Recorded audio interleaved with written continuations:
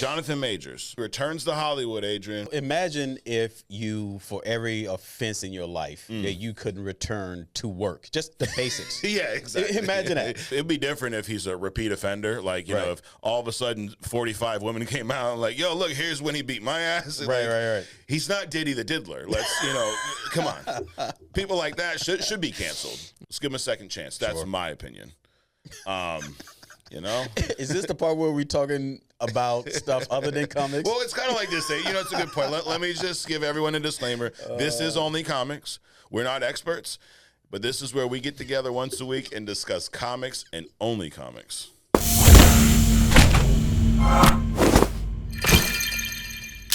All right. Welcome to Only Comics. I'm Mike. This is Adrian. What up? What's up, dude? Another lovely day. Well, I don't know, dude. It's like it went from freezing to like solar. Yes. I mean, within a couple of days. It's like whenever you have a massive amount of rain, you're gonna have a dramatic change in temperature, and that's what we've had. What we've had in the last week or so. Dude, it's been hot, bro. Yeah, it's been hot, and it's all around too. It's like a heat wave throughout the the U.S. So y'all, wherever you're at, you're probably feeling it too, man. Right. Hopefully. Well, maybe not in Alaska so much, but I'm just saying. Most of it. What's it? The other 49 or something? The lower 48. In the lower 49 or 8 or whatever. Yeah. But yeah, dude, it's hot. Are you a pool guy, a beach guy? Like, how do you cool? How's Adrian cool off in this weather? How do I cool off in the weather? I stay indoors. Okay, I would say that's an option too. Stay in AC. Because to go outside to the pool or the beach, you got to go through the sun. So air conditioner is my friend. Gotcha. Well, we like to do a little, would you rather all the time. So, okay, AC's out of the question. Beach or pool? What's your go-to? Beach. Right, but there's this one particular beach in in Miami that we found. It's like off the side of I don't want to say it's off the side of a highway. That sounds like a fishing spot. Yeah. But it's a small beach. It's got palm trees and the water is low for 50 yards. So you don't have to worry about the kids getting swept away. Yeah. It's not ocean facing. Yeah. So you don't have the giant waves and stuff. It's like a perfect place to go. You can grill. You can be under the shade of the palm trees. Nice breeze. And watch the ocean water. So nice. Love it. There you go. Yeah, I'm an ocean guy too. I like the salt water. Yeah. But I'll tell you what, I will be jumping in my chlorinated pool at some point today, bro. I'm ready. Yeah, so. It's hot, dude. Yep. So anyways, what else is hot, dude? Jumping into the news, Adrian. All right. There's a movie that came out. So we had talked about, matter of fact, last episode, a lot about superhero movie fatigue, right? Yeah. We have our feelings. Like we kind of, at least the way I feel is there's no superhero movie fatigue. There's just bad movie fatigue, right? Like you can't blame a genre of movies if your movie doesn't do well. You just made a shitty movie. It happens. Because you say all the time, there's no superhero movie and there's just movies. Right? Like, we don't separate horror movies or action and go, there hasn't been a great action movie. We just, those are all judged as one, but kind of superheroes off to the side, right? So, no longer. We set the record straight here on Only Comics. We're not going to put up with that shit anymore. But in the news, Inside Out 2, this movie I talked a little bit about last week. You've not seen this. I have not. Family-friendly, Disney, Pixar, great. I thought it was a great movie. Now, up until this point, believe it or not, Adrian, Dune Part 2 was the biggest box office movie of the year. Yeah, that's how bad of a year we've had. They've had to have something like that. So, anyways, Inside Out 2, dude, speak about on fire, it's on fire. Over the weekend, it would have eclipsed 650 million worldwide, and it's only second week out. Wow. Yes. So this thing is kicking ass at the international box office. It will be $1 billion film. Now, even Disney Pixar, they've had some movies recently that didn't do so well, but I don't think it was Disney Pixar fatigue. Exactly. That's my point. I mean, people aren't saying, oh, my God, there's too many Disney movies or we have Disney fatigue and all this other kind of stuff. But back to Dune, right? So that tells me a couple of things, right? If Dune was the hottest ticket up until Inside Out came out, right? Then that means that there is no that genre, because those kind of movies are kind of wrapped up with the comic movie. It's fantastic. Let's call it overall category of fantastic, right? Okay. So that means that people are hungry for that genre if Dune right? was the top movie at this point. So I just want to throw that in there. I mean, Dune is good to some people, right? Like that's the thing about only comics too, is you have your own opinion. It's okay, right? We're not gonna be offended, right? Dune wasn't good to me. So we call that a short list. Maybe count them. Those people that it was good to. Exactly, but it did well. I mean, it was leading the box office. But to your point, it's not a fatigue of type of movie, but it's quality. Inside Out 2, great movie. I'm not surprised it's kicking ass at the box office. Right. Like, how about be more accountable? Just go, you know what? It's not the audience fatigue. It's not that they didn't understand it, like, you know, some direct. It's just that the movie sucked. Not every movie's good. Right. And that's okay. Is Disney, right? What's the age range on that? This movie's probably geared towards, like, 10-year-olds, maybe, you know? But it is, but with Disney, they do such a good job of including everybody, right? So it's a message that resonates with my 8-year-old, my 12-year-old and 14-year-old they enjoyed it. And even me as an adult, it's a whole different perspective that you see. So really the audience, dude, is a family. Okay. You know? So I think that they were able to kind of craft this perfect movie that everybody can get something out of it. Okay. You know? Well, the reason I was asking is, you know, I haven't been to a movie in a minute. It's 300 degrees outside. Oh, yeah. Great escape, right? Perfect day, you know, take the family to see a movie. So it might be that opportunity, you know? Well, I would tell you, Adrian, I would assume, I would predict if you went to see this movie, you would enjoy it. Okay. You would. And I'd love to hear the Adrian perspective because, you know? Well, at the very least, I'll have a place to fall asleep and not drown in my sweat. There you go. Hey, if you don't enjoy it, you just go to one of the ones with the recliners and then take a nap. There you go. So there you go. It's an expensive nap, but it's peaceful. Right. You know. Well, they can take out my liver and pay for the movie theater experience while I'm asleep. You know. There you go. But yeah, so I'm gonna double down. I'm saying that there's no type of movie fatigue except for bad movie fatigue. Agreed. Let's just make better movies. And if it means putting out less content, that's good too. Like Marvel's slowed down a lot, right? I'm not going to be shocked when Deadpool and Wolverine comes out in a couple weeks and it's the best movie they've had in a long time. Right.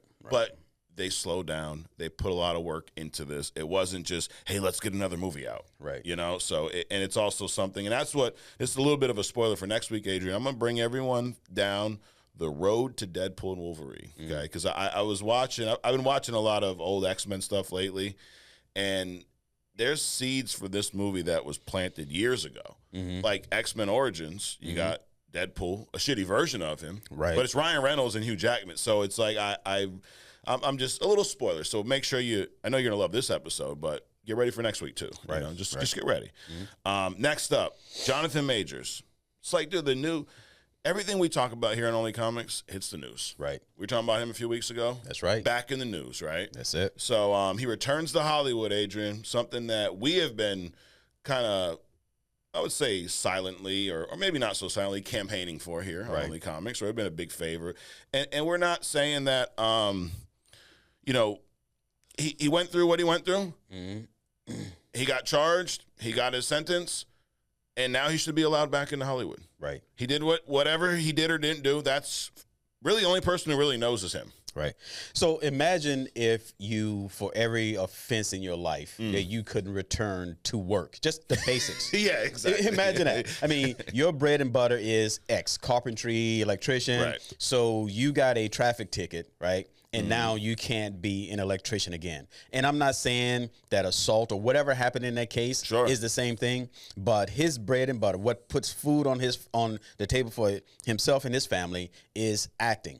So imagine every time you did something in your life, you'd never work, dude. Right. Absolutely. I mean, the human lifespan would be like 15 years.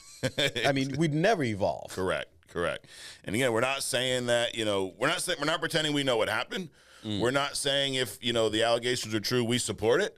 What I'm saying is he messed up. He acknowledged that. Right. To whatever extent. He was handled a certain way. Can we argue that if there were people who looked a little different in his shoes or even more established, right? Because Will Smith is black. Right. He kind of got a quick comeback after what he did, right? But he's also an established actor who they're going to give more leeway, right? It's like he's new kid on the block. Right.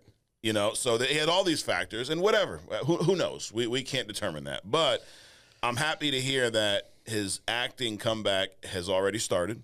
There's a supernatural thriller called Merciless. And this thing is the brother. So we're talking about Dune. Dune filmmaker Denis Villeneuve, I guess is how you say his name. His younger brother Martin is the one directing this movie. So the reason why I bring that up, it means it's actually a movie. Like, it's not some, low budget kind of independent film that, like, hey, we'll take Jonathan Majors because we can't get anyone else. This is a big movie, right, if you will. And he's set to be the lead actor in this supernatural revenge thriller. Okay. So I think this is a good thing. I'm happy for him. Sure. He went to court. He took his sentence, and he got. I think his sentence was he's got to do anger management, domestic violence type counseling for like 52 weeks. So for the next year, he's going to have to. So hey, do your deal. So just quickly on that, like, so whatever he did, clearly, because they were trying to crucify this guy, right? So whatever they found, so it's not like an assault charge, right? All that stuff, or battery charge. I didn't follow the news, but for him to get anger management, community service, so whatever they found wasn't enough. It was as bad as what the news tried to portray it to be, So that's cool, but there was no but. I was going to say something about Will Smith. Oh, it's funny. He the slap happened. The slap around the world happened, right? And then he goes sit down, and then they give him an award, give him an Oscar, and then just keep it moving, moving. So I mean, then he leaves, and they're like, okay, now you can't come back for 10 years. But who cares? I mean, how often do you get an Oscar? I mean, once every 10 years. Exactly. There you go. Yeah, I haven't had one yet, Adrian. So, dude, we can't even get people in the studio set up. I mean, come on, for real, we can't even get some free coffee, dude. Shit. So to go back to what you were saying, he was found guilty on one count of reckless assault and in the third degree, and a charge of harassment as a violation, and he was acquitted on another charge of assault and one of aggravated harassment. So he was acquitted on half of the charges, and 2 of them he got. So yeah. So wait a minute. What did the girl get? I mean, we saw her chasing him across, chasing through the city. Right, Isn't that stalking at the very least? God, or some kind of assault because she chased him down and like attacking him and all that. So she got nothing. No, nothing. Come on. Okay. No, she did nothing. I'm just asking. Of course not. And he was sentenced 52 weeks of a domestic violence intervention program and probation. So he got sentenced. Leave him alone. Exactly. Let him show back up. Here's the thing. If I go to work, right, and let's say I come into work, Adrian, I kick in your door and I set your desk on fire, I probably shouldn't be allowed to come back to work. Right. Right? Right. At least that job. I mean, that doesn't mean that you can't work somewhere else in the same, industry or whatever. Even though if they do it back, hey, tell us about your previous employment. Well, maybe not. Right. But my point is that happened at work. Right. Now, if I go home, if I'm on my way home, somebody cuts me off, I get out of the car and I smack the shit out of them, right? Now, it's not the right thing to do, but I should still be able to come back to work. Sure. Right? Get my charge, pay my fine, whatever the deal may be. My point is, it's not like he was on movie set, whooping everyone's ass or something. Like, this is something that happened outside of work. He got charged outside of work. Right. He should be able, to your point, show back up to work. I don't know, dude. There's a lot of situations, and I got a personal situation. It's like one thing rolls over into the next, and you just get screwed. It's not the way it works. No. They look at you with whatever lens they want to for that day, and they judge and sentence. It's just the way it is. Yeah, definitely. But I am, all jokes aside, here's what I believe. No one's perfect. We all screw shit up. He made some mistakes. He deserves a second chance. Absolutely. Right? It's not like, now if it'd be different if he's a repeat offender, like, if all of a sudden 45 women came out and like, yo, look, here's when he beat my ass. And right. He's not Diddy the Diddler. Let's, come on. People like that should be canceled. Wow. Diddy should not be able to go back to work, But this is like, dude, it's one off. Hey, let's give him a second chance. That's my opinion. Is this the part where we're talking about stuff other than comics? Well, it's kind of like this. It's a good point. Let me just give everyone a disclaimer. This is only comics. We're not experts, but this is where we get together once a week and discuss comics and only comics. All right, moving on. Wow. More that's all we talk about, Adrian. Spider-Man news, dude. So Petey's back. Or is it Miles? Well, no. So that's a great question because nowadays you have to ask. Right. Isn't that funny? Like if it was 10 years ago and I said Spider-Man, Peter Parker. Yeah. Now it's like, hold on, which one? Right. Or even is it the real Spider-Man or the Madam Web kind of spider-like people that shows up? Madam Web is about to be up there with the word Martha. I'm going to have a breakdown that when you say Madam Web next time. You said Madam Web. But anyway, Sony Pictures, we talked about Sony, and, you know, they're a little stubborn. They got the Spider-Man license somehow. It's like they just won like a fucking game of cards or something. And they probably blackmail somebody. Yeah, that too. And part of their, I guess part of what allows them to continue having the license is they have to create a Spider-Man movie every couple years, right? Yeah. Now, up until this point, this news that's breaking out, they've not had a Spider-Man movie, right? We've had things like the Madam Web, Venom, all these Spider-Man characters, Morbius without Spider-Man, right? So there's a rumor that broke this past week that Sony Pictures, they are in the process of developing a live-action Miles Morales movie. So they want to capitalize off the fact of, you know, Into the Spider-Verse, Cross Spider-Verse has done so well. Miles is the main Spider-Man in those movies, right? And they are starting, they're casting right now. And so this means if this is going to happen, it's going to be a couple years. I like this news. I think it's about time. You know, you have the Spider-Man prop. I understand, like, keep Peter Parker in the MCU. Sure. Build Miles Morales in the Sony universe.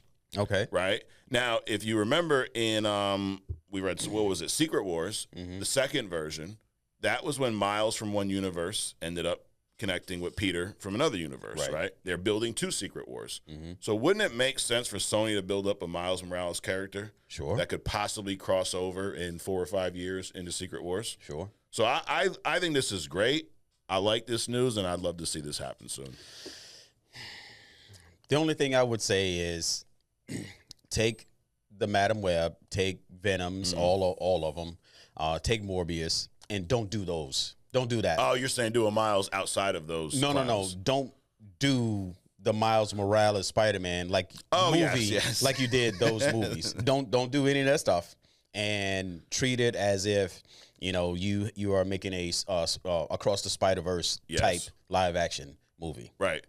Is that's the, I guess, the potential con here, right? Because the pro side is we get to see Miles Morales on screen. There is a chance it could be good, but what you're kind of getting at, based off of their live action track record, it doesn't look like it has a shot at being good. Let's just be honest. Right.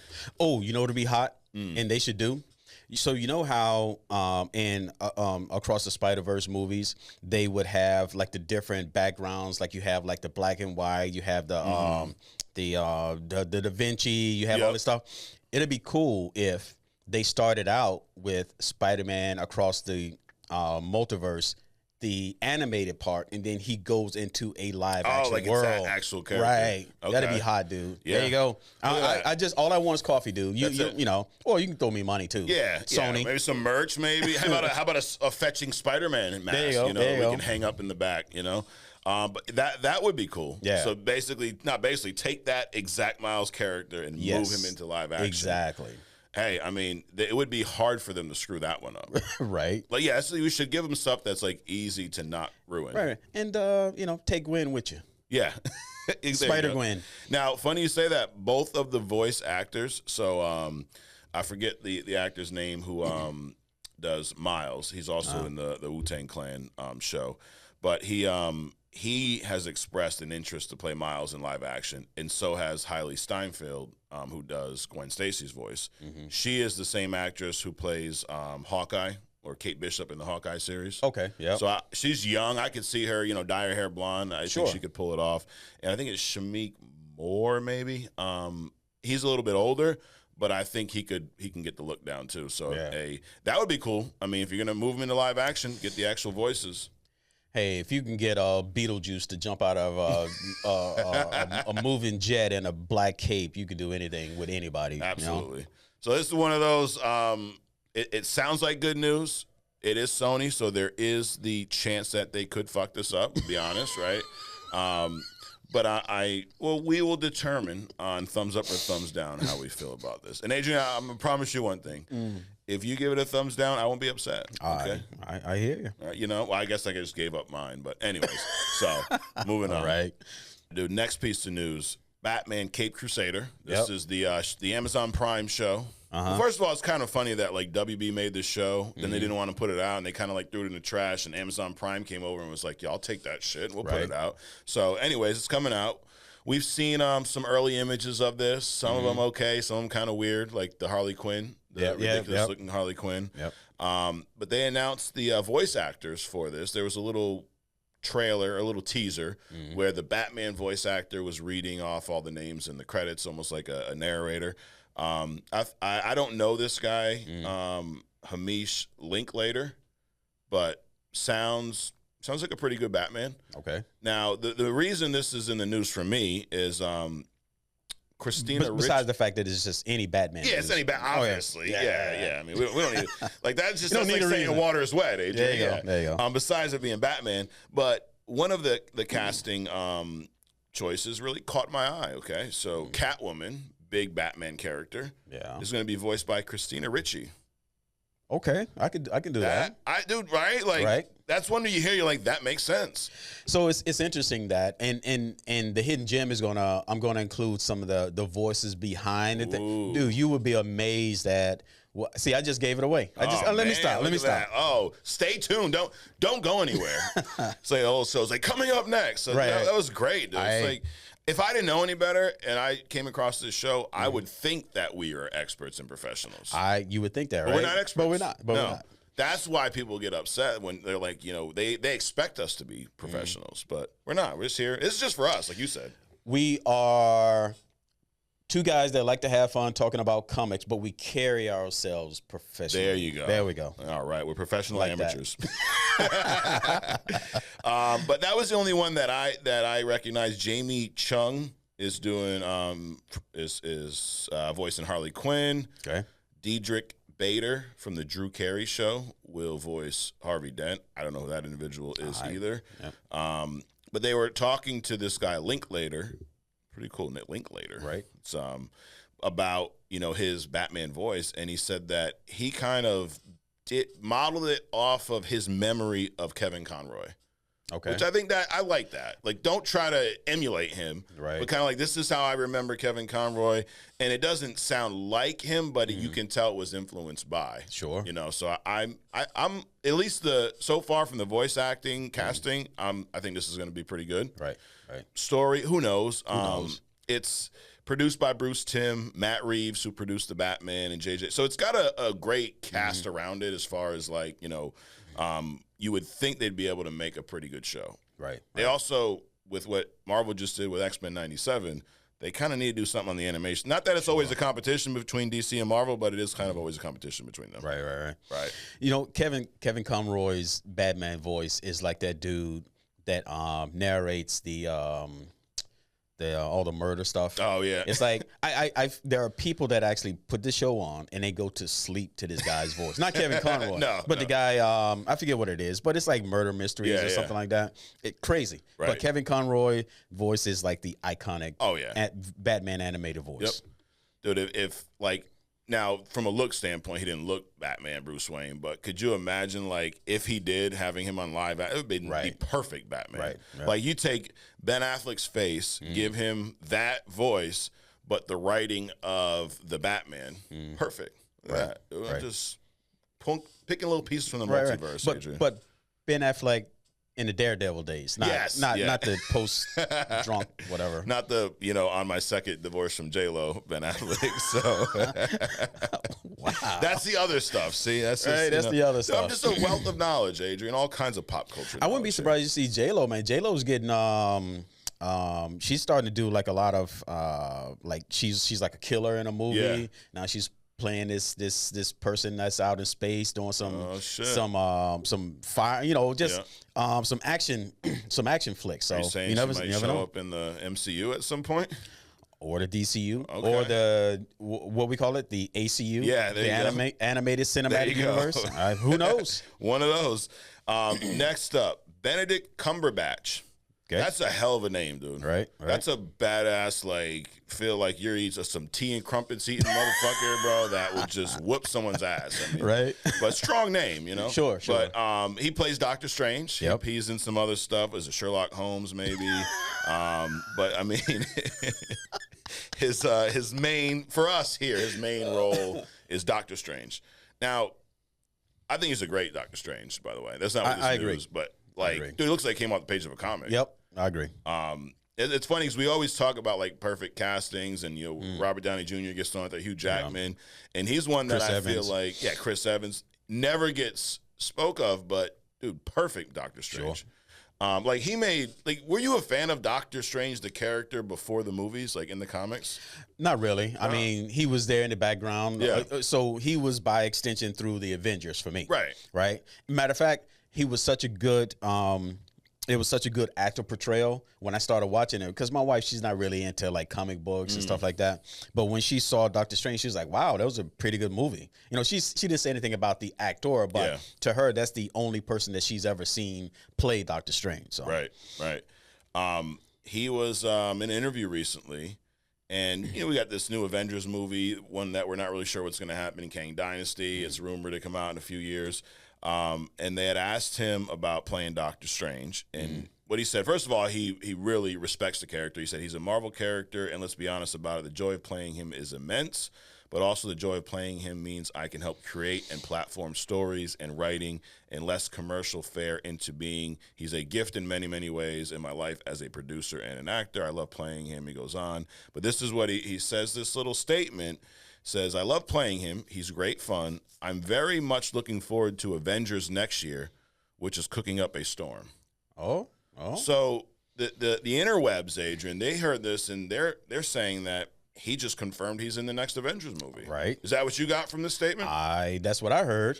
Now, what I would say is I don't know that it's really a surprise, because he should be in the next one, right? Sure. Like, he didn't die off. He was in the last one, and I think the last we saw of him was at the end of Doctor Strange 2. He had the third eyeball because he's now been messing around with the dark, whatever it is, the dark hole, the dark sauce. He's messing with the dark sauce, too. Yeah, there you go. And, now that he's been messing with the dark sauce, he's got this third eye. What's her name shows up? Charlize Theron's character, Cleo, who I'm not a big Doctor Strange guy, so I don't know the relation, but she's like, come on, we got to go, and they jump through a portal. Right. So he's into some shit right now. Of course. But I first of all, as many times as they want to bring Benedict Cumberbatch back, have at it. Absolutely. And he's already aged well with the stripes and stuff. Yeah. So he could probably do it for another 10 years or so. Absolutely. And, unlike a Wolverine, and he doesn't have to, meticulously keep his body in shape and stuff like a Hugh Jackman and all these other actors and stuff. So, I definitely keep him around for a while. Yeah.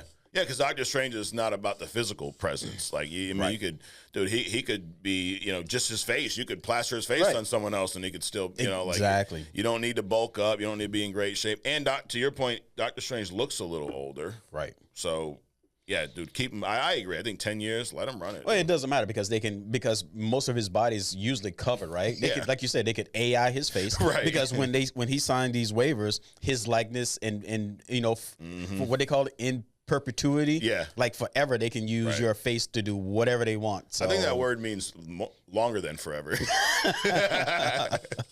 Well, there you have it. That's our news and rumor. Adrian, as always, we're going to wrap this up with some thumbs up, thumbs down. Okay? Got it.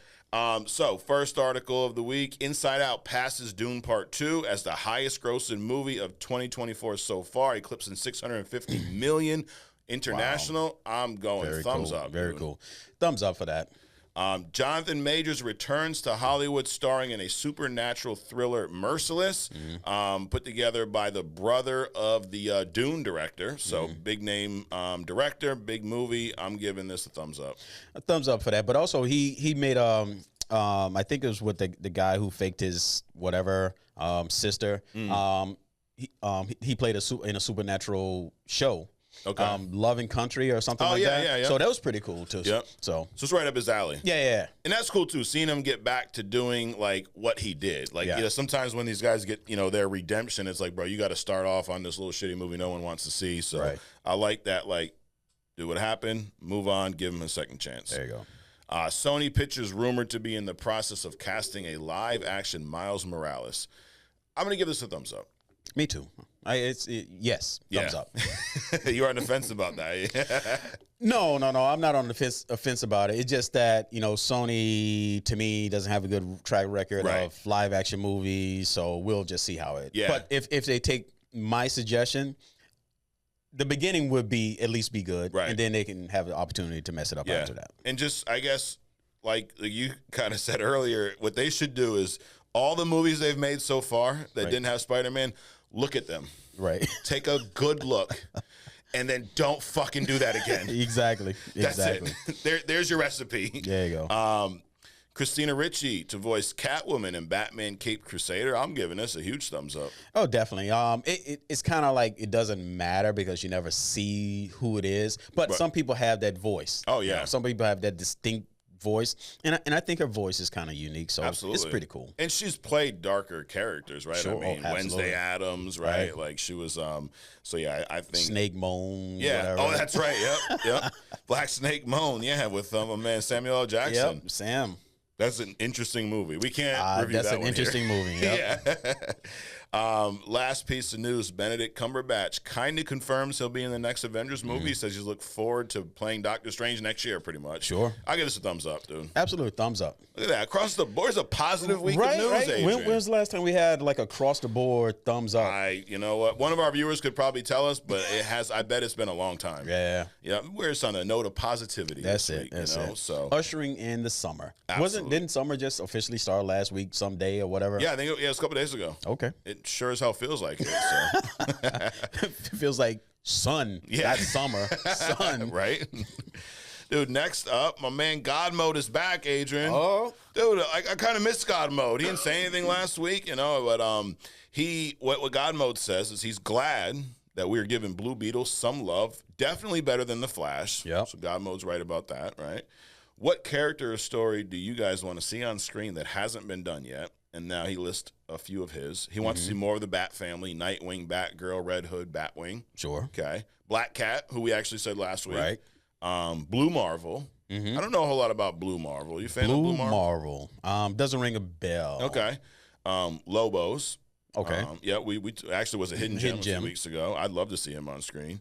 And then he said one that I had said a few weeks ago. See, Godmode's in tune, dude. Right. X-Men versus Avengers. Sure. Properly built to that. So honorable mention Sentry, who you've talked about here before. Hush, which we've reviewed here. I'd love to see that in live action. Yeah. And Static Shock in the Spider-Verse style. Okay. Okay.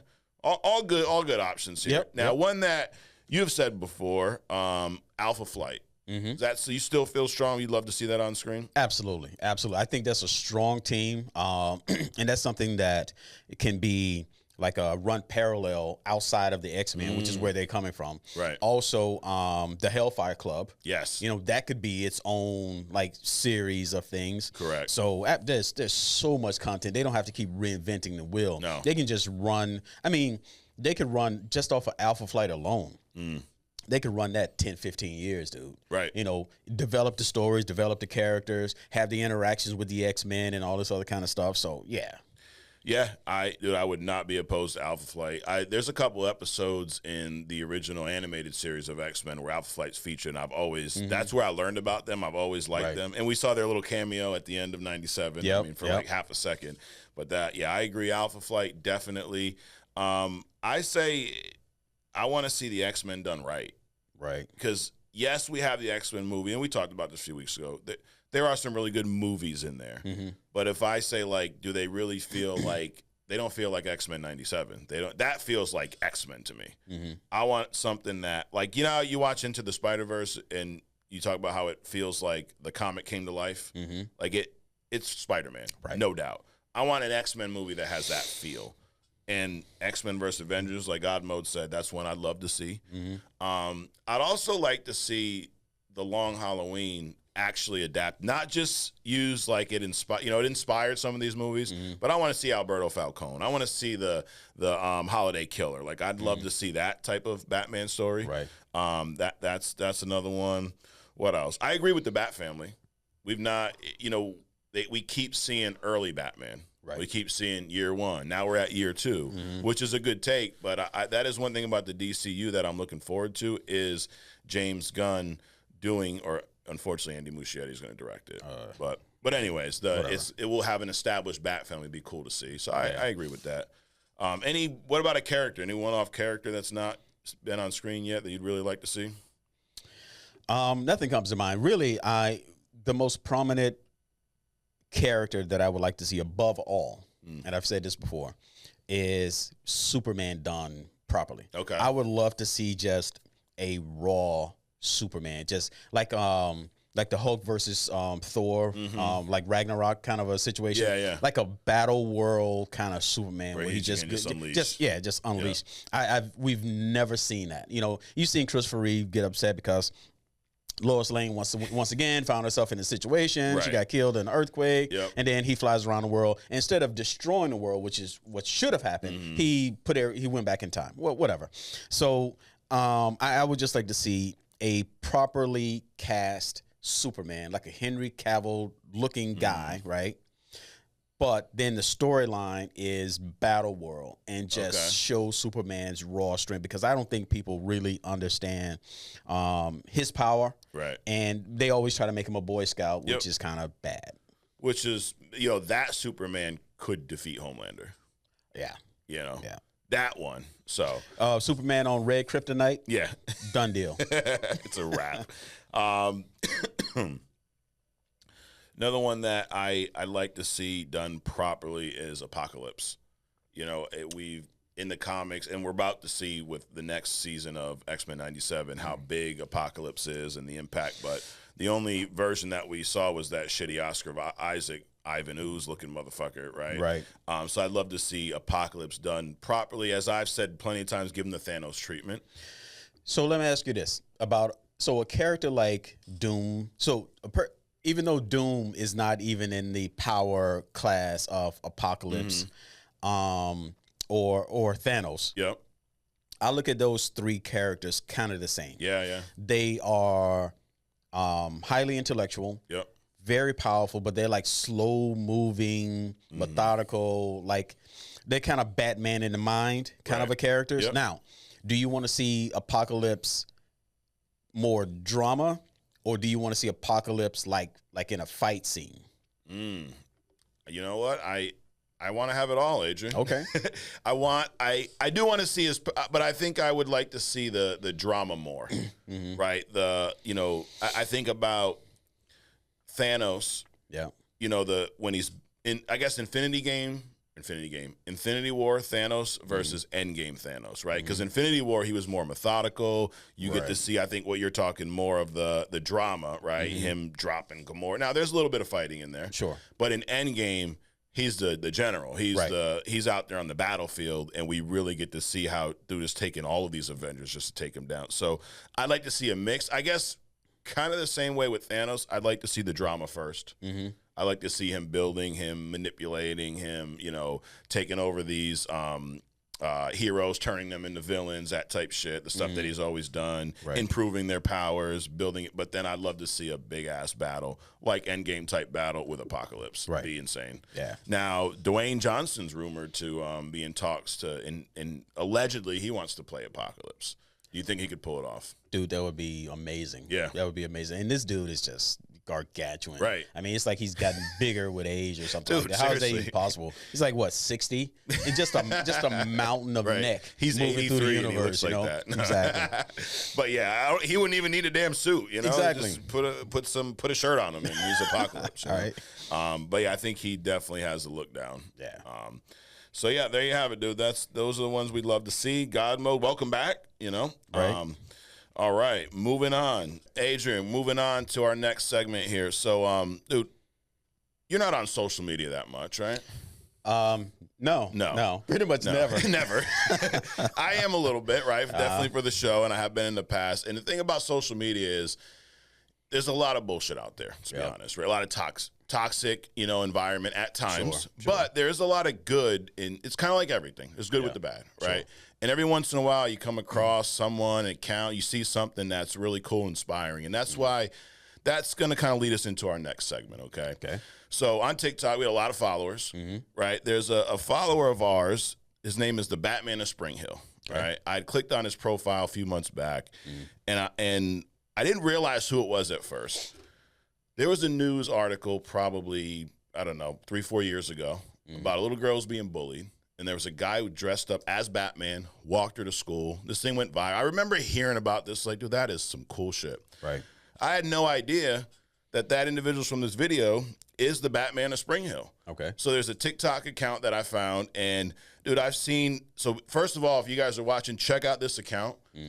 But some of the stuff that he does with young kids, sick children, like just straight up amazing. Right. So, dude, I had to find a way to get him on our podcast. So he's here today. Well, not here in person, but we got him here visually.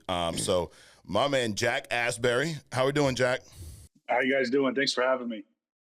Great, man. Appreciate you taking the time out to do this. And, you know, like I said to you when we spoke the other day, and I was just saying what you do is amazing. It's inspiring. And I really wanted to just have you on so you can tell your story to a whole different audience that may have never heard about you. You know, so, well, dude, first of all, that Batman suit, have you seen this, Adrian? Dude, that's insane, by the way. Thank you. Yeah. Dude, that's better than some of the movie costumes, bro. I learned very soon that kids are really honest with your stuff. So if they don't like it, they'll tell you flat out, that doesn't look good. So I had to make sure that I was on point with the suit. Right.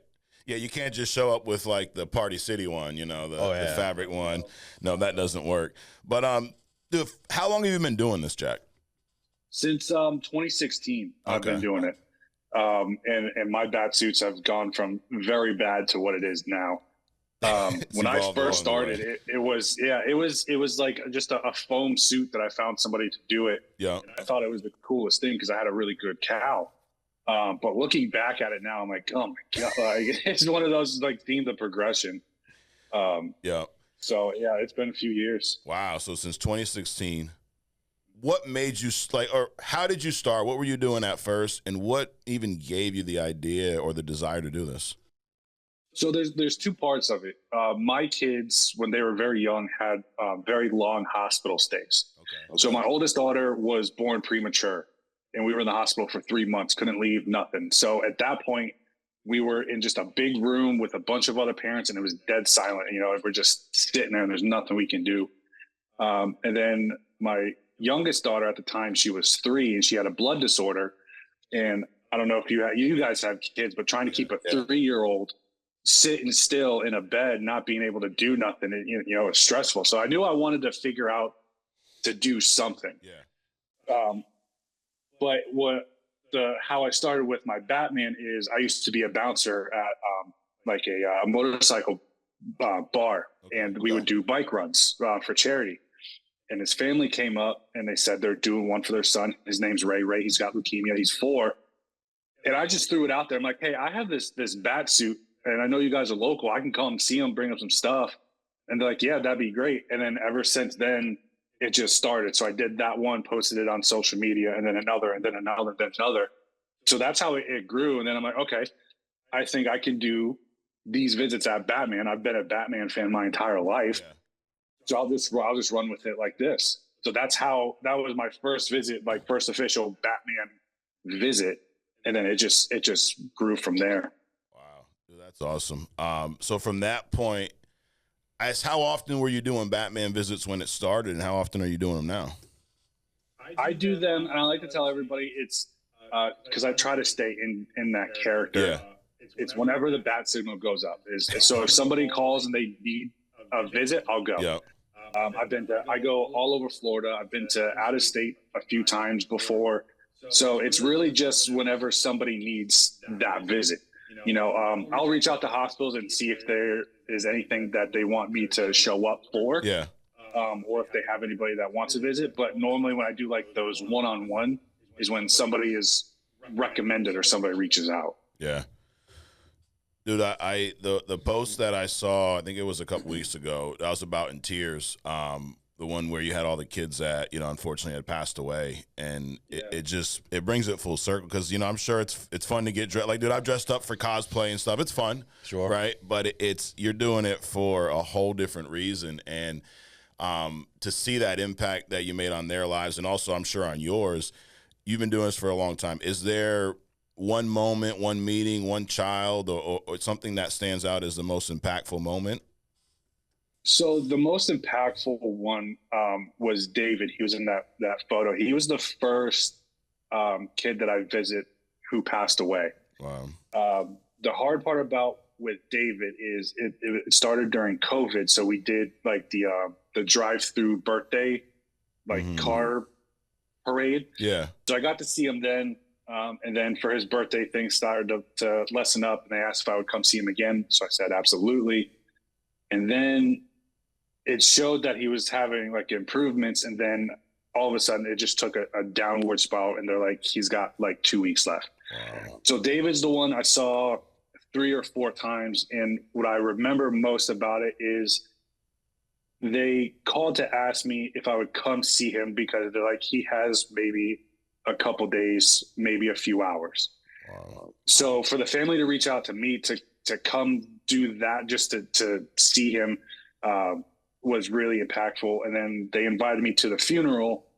And I told them, if it's okay, if I could show up as Batman, because that's how David knew who I was. You know, so that was that's the one that stands out the most, and what it was the hardest, because that was my first being with that child while he was in those stages of passing, and then the funeral. So those are the harder ones to do. Yeah. Yeah, that's impactful. I remember that video you're talking about. I remember seeing you standing there at the funeral home in the whole, suit. Kind of bring it up some. What about the most fun? I mean, I'm sure you've had some fun doing it. I saw the slingshot Batmobile you got. And actually, how would this even started? You hopped on that trend of trying to get a bunch of TikTok follows, so your wife will let you buy the Batmobile. So we're still working on that, right? Yes. DC actually commented on that, which I'm very surprised. Nice. They did. Yeah, wasn't nothing. They just said vroom vrooms. I'm like, hey, I'll take it. Hey, right. Yeah. That's awesome. But I'm actually in the process right now of, I have a builder, and we're doing the Pattinson Batmobile. Nice. Only because the 89s, the Keatons, they're so expensive completely. I'm not mechanically inclined. I can't do any of that. I'm an EMT. I can't do any of that. But to purchase one, it's like $150K, ready to go. Wow. But I've driven them before, and they're not comfortable to drive. That you get the wobbles like when you're going 45, 50. So, but this way, we're taking a 2010 Dodge Challenger and just modding it. But now I'll be able to actually go to hospitals in a Batmobile to do more visits and everything, or the house visits. So yes, awesome. We're currently in the process of building the Pattinson one. Man, Adrian, we might have to take a trip to Florida and do a podcast in this thing, Oh, absolutely, absolutely. Along those lines, you've been doing this for a few years now. So if for you to do this effortlessly, more often, the way that you would envision being able to go out and meet people and do things besides the build that's in process, what ideally would you need in order to make your vision happen so that you can do this stuff more often? I think it would be just more people reaching out. My whole goal, what I would love to do is just travel to go to hospitals. That would be my goal as a job, as for work, is just go to hospitals every day and be dressed up as Batman and do that. That would be my vision of what I wanted to do. And that's kind of why we started the nonprofit to help push those things in motion. Got it. And that's the nonprofit's Masked Miracles?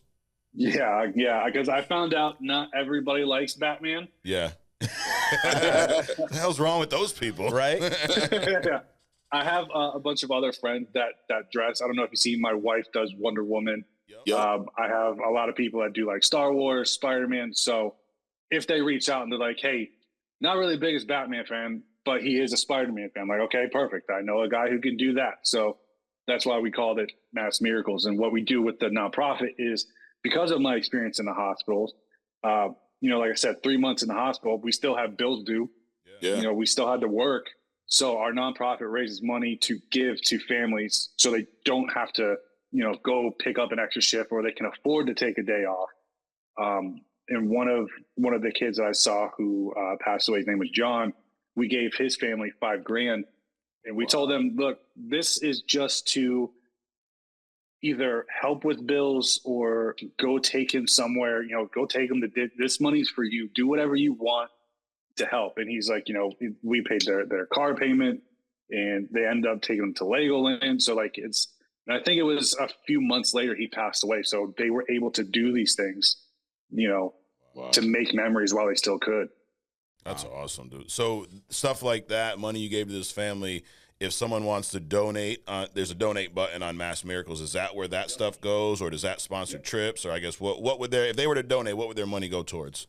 So their money goes towards giving to the other families. The money that I raise through my subscriptions on Facebook or stars or gifts or anything, that helps me with buying toys or repairing the suit, getting new boots, which I got to do. I'm purchasing another suit because I only have the one. Yeah. So the money from Facebook and stuff that comes through videos and ads, that goes towards me.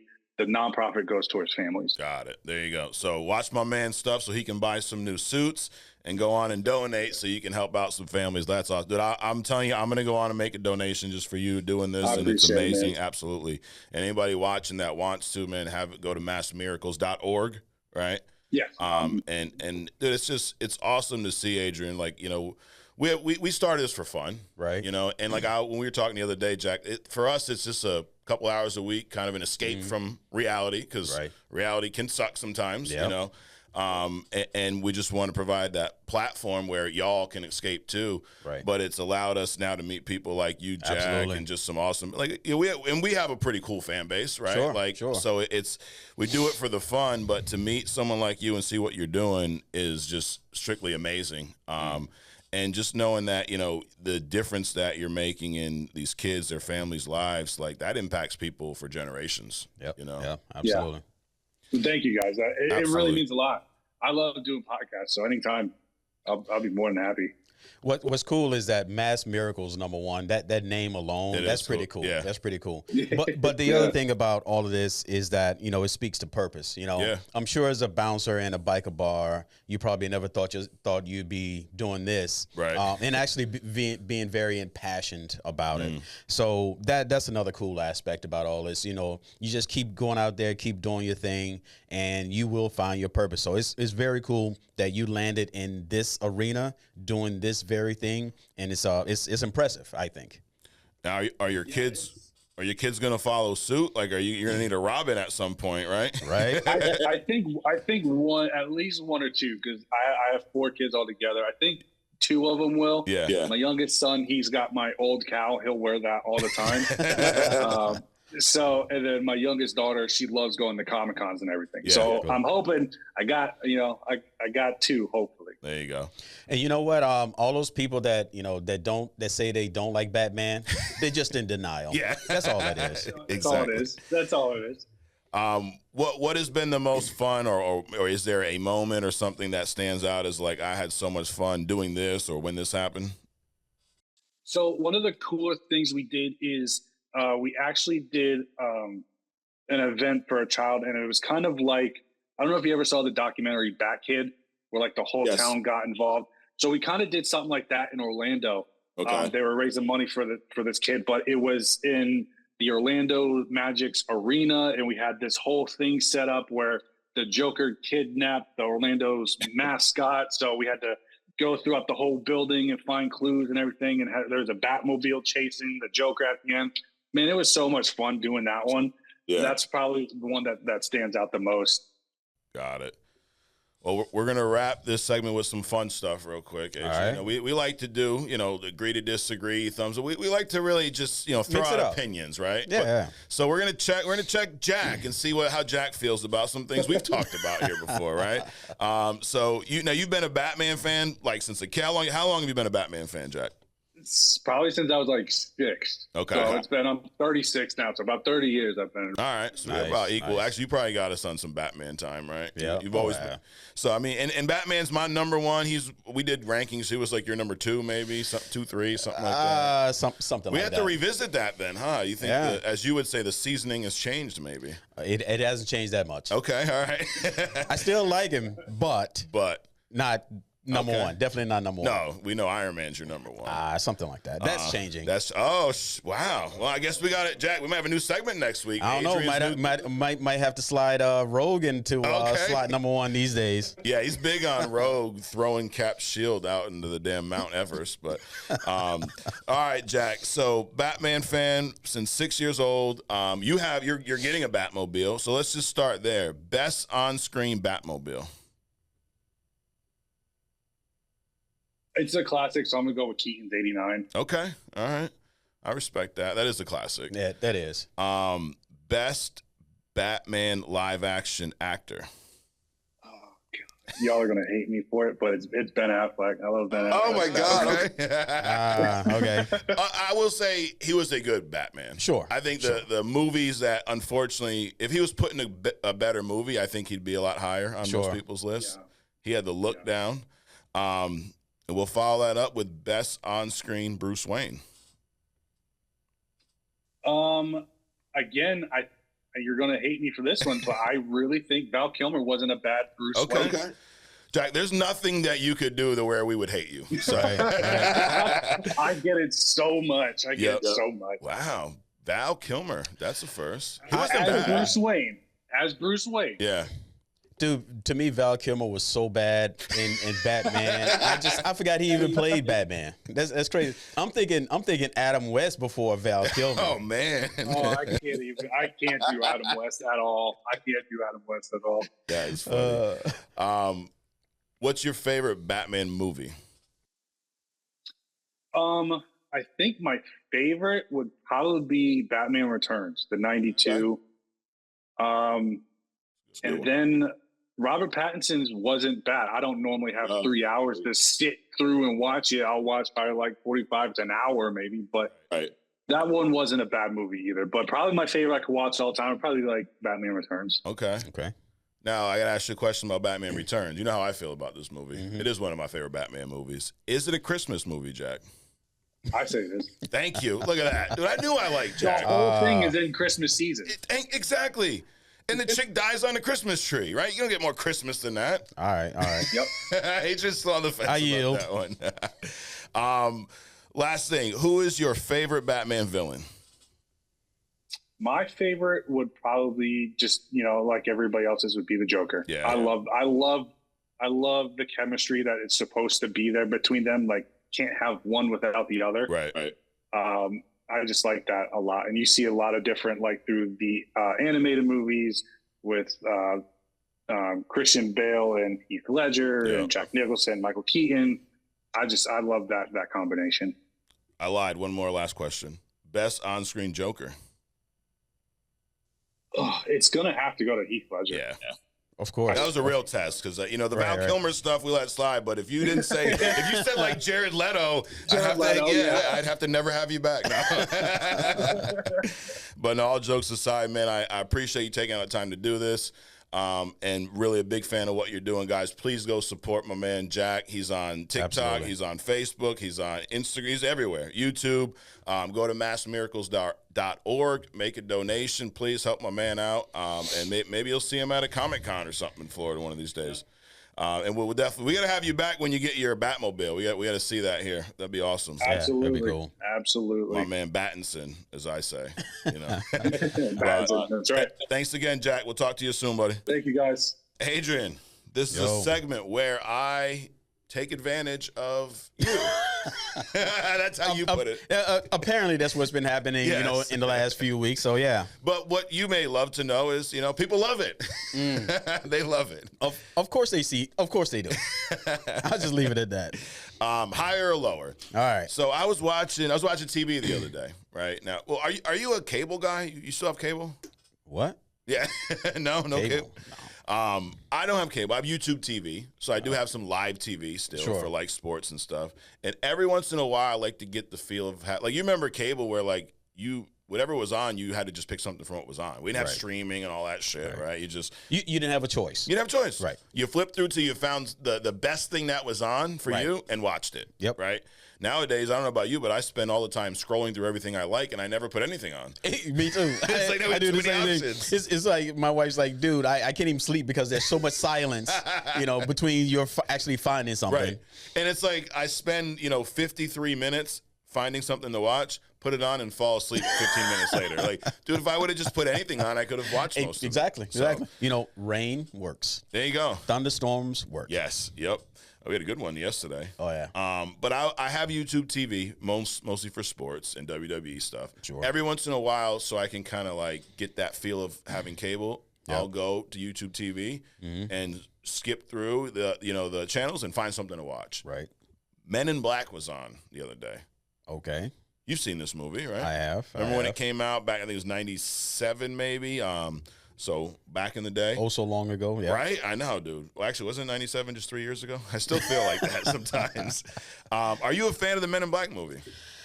I was a fan of the first one. The first one, yep. The second one was was a bit challenging. The third one was, I don't even remember it. I don't even think I seen Is the it? third And one. there was a fourth one, right? With Chris Hemsworth. Chris Hemsworth Yes. and the Valkyrie Yep. chick. So Yeah, Tessa Thompson and Chris- yeah, I didn't watch that at all. So I think the first one, for me, amazing. I Yeah, love that movie. sure. I actually, we didn't go to the movie theaters a lot, unfortunately. I'm thinking about my kids, they go every 2 days, We went, it was weird. There were certain movies that were deemed worthy of going to see, right? Right. Like Titanic, we went to see that for some reason. And then Men in Black was one that we went to go see. So I didn't know Men in Black was a comic book. Did you know that? When the movie came out, I did not know that. It was just a movie. Yeah. Afterwards, same thing. Sure. Afterwards, I learned. But dude, I watched this movie, and I'll be honest, it's held up, dude. It's an entertaining movie. Sure. Tommy Lee Jones, Will Smith, great chemistry. Yep. The whole alien conspiracy thing. So, Men in Black, the comic book is based on a Men in Black conspiracy theory of Sure. So they took that, ran with it. And again, I think very entertaining movie. I enjoyed it. I rewatched most of it. And funny thing, dude, Tommy Lee Jones is in it. Will Smith is in it. Vinny D's in it, bro. Is he? Kingpin. So the guy, the main villain in this, who is the farmer, the alien eats him, and he's walking around like a zombie the entire movie. Yes. Dude, that's Vinny D. All right. Yep. No shit. I knew I recognized his voice from somewhere. So, anyways, star-studded cast. This movie, $90 million budget, did $589 million at the box office. Wow. 97. So great movie. Sure. Big deal. So, anyways, that, Adrian, is the build-up. It was a massive build-up. You see that? I saw that. For higher or lower. Oh. You do not know this movie's Rotten Tomato score. I do not. Nope. So I have 5 movies, and there's a little theme here. So in every one of these movies, I think they're pretty close to being, most of them are comic book movies, but Will Smith or Tommy Lee Jones, they're in these movies. Okay, so that's the theme this week. Okay. So we got Men in Black. First movie, Hancock. You ever seen this with Will Smith? I have. Do you think Men in Black was scored higher or lower than Hancock on Rotten Tomatoes? Higher. Correct. Ding, ding, ding. Dude, you've never got the first one right. This is gonna be your week. Maybe. I probably just jinxed It all goes downhill from now. I just ruined it. Exactly. For you. Number 2, Batman Forever. This is Tommy Lee Jones as Two-Face. Right. Did Men in Black score higher or lower than Batman Forever on Rotten Tomatoes? Higher. Ding, ding, ding. You're right. Huh? All right, 2 for 2. Independence Day. Let's just stop there. You want to stop? You won. I want to cash out now. Yeah, it's like, what's that? Who Wants to Be a Millionaire, Yeah. right? You're like, I'm done. Independence Day. Did Men in Ooh. Black score higher or lower than Independence Day? Ooh. I would say lower. Really? Wrong. Yep. Now you can still win. Okay. You're 2-1. Independence Day. It's funny because they both have Will Smith and they both got aliens. You know. Yep. Bad Boys 4, when it just came out, Bad Boys Ride or Die. Did Men in Black score higher or lower than Bad Boys 4? Well, this is a hope. I hope it did better. Okay. I would say yes, higher. Right. Ding, ding, ding. Cool. Last one, Suicide Squad. Will Smith was dead shot in this. Did Men in Black score higher or lower than Suicide Squad? Higher. Ding, ding, ding. Dude. Jesus. Only got one. 4-1 this week. Look at that. Turning the tides. You're starting a winning streak. Now, to go through the scores, Men in Black, dude, scored 91% on Rotten Tomatoes. Nice. That sounds about right. It does, right? Yep. I think that's, I got nothing to say about that. Perfect score. Hancock, 42%. Damn. I'd give the movie 50. Yeah, I definitely give it more than that. Dude, it was entertaining up until the end. Yeah. The end got way too, messed up where it's his wife. It's not. It's just, it was way too much. It was messy. Yeah. They made it messy. Yep. It made sense for that storyline, but they just made it messy. And I think it all happened too quick at the end, right? But dude, seeing him as a drunk, superpowered guy, dude, it was hysterical. It was the Jason Bateman was in it, right, and he was the guy he was staying with, Dude, I would rewatch that movie up until the last 20 minutes and then stop. Then they cut some of that out where he's somewhere and some lady was like, "You smell like alcohol." He's like, "Because I've been drinking." Yeah. yes. Yep. There's definitely that's funny, dude. I might have to revisit that movie. So 42%, I think a little low. Right. Batman Forever. This is the one with Jim Carrey as the Riddler, Tommy Lee Jones as Two-Face. Right. Horrendous. 41%. No, that's appropriate. Yeah, I think that's fair. Because it was funny, as a kid, I actually really liked this movie. But I was a kid, dude. I was fucking 5 I mean, you really didn't have anything else to compare it to, at the time. I'm just like, ooh, Batman, ooh, Batgirl, And that was Val Kilmer, what my man Jack Asbury said. Right. Batman from Spring Hill said Val Kilmer was his favorite Bruce Wayne. Can't do it. There we go. Shout out, Jack. Independence Day, 68% on Rotten Tomatoes. Really? I think that's low. I agree. That's very low. I give that movie because that movie we just talked about this last week. That movie set the tone for blockbuster movies. Everybody's trying to get that. Trying to get that that 4th of July slot. Yep. Absolutely. Wow. Yeah, I'm amazed by that. I'd give that movie, I'd say 85. Exactly. At least. Yeah. At least. That was a great movie. Bad Boys, I've not seen this. Ride or Die, the 4th one, 64%. I think I'm going to put that on the shelf with Axel 3 or whatever is coming out now. What's his face? Eddie Murphy's new movie. Oh, yeah. Or show or whatever it is. I'd probably watch this one before that Eddie Murphy one. I think I agree with that. And the last one, Suicide Squad, got a 26. I think that's a little low, dude. The movie was not great. I think it was better than the second Suicide Squad movie. Mm-hmm. I'd give that movie a 50. Yeah, I agree. Matter of fact, I just rewatched some of the. There's 2 scenes in it that I liked about him when he's in prison. Yeah. With the guns. Oh yeah. And then also when they're in the street battling and he goes down, he just starts mowing down Will Smith, all the things. So that's a little. I thought he was a decent shot, right? Yeah. He was okay.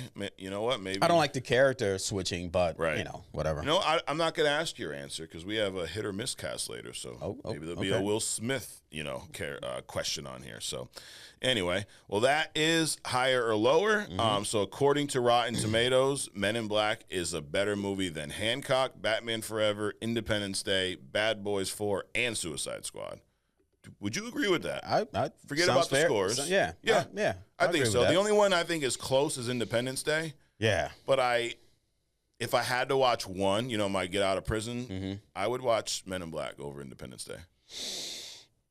What say you, Adrian? I would watch Independence Day over. We're split. All right. But it's still a great movie. I'm leaving. I can't do this. I can't handle I can't handle when someone doesn't agree with me. That's it. You know what I'm doing there, guys? I'm imitating a lot of you. All right, Adrian, Hidden Gem, your segment. You teased this a little bit earlier. Yeah.